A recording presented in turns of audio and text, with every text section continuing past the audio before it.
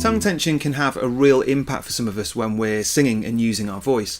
And quite often people don't realise the impact that the tongue can have on our ability to produce sound. If there's too much tension at the root of the tongue here, it's going to affect the position of the larynx and the way that it functions, because it is essentially directly attached to the larynx but via the hyoid bone.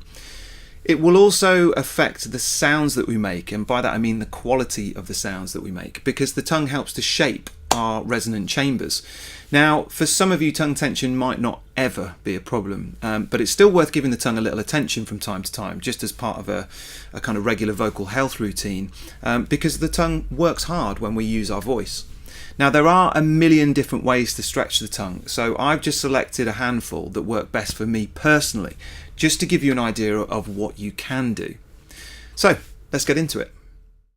With this exercise, we want to wake the tongue up and encourage blood flow to the floor of the mouth whilst working the tongue through a range of movements. Swirl the tongue around the top and bottom teeth in a clockwise and anti-clockwise direction.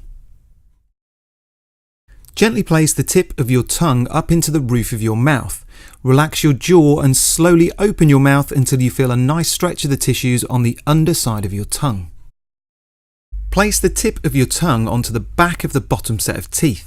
Push your tongue out of your mouth whilst keeping the tip of your tongue in place. This is a nice and easy one. Simply relax the jaw and stick your tongue out as far as you can comfortably hold. Directing this at someone you don't like is of course optional. For this next one, we're going to incorporate sound.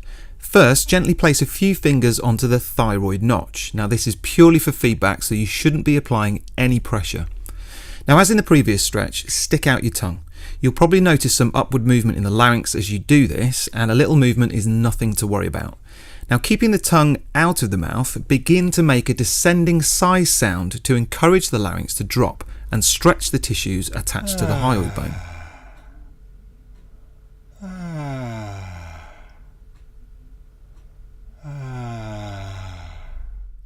This is a very simple self-massage technique targeting the floor of the mouth.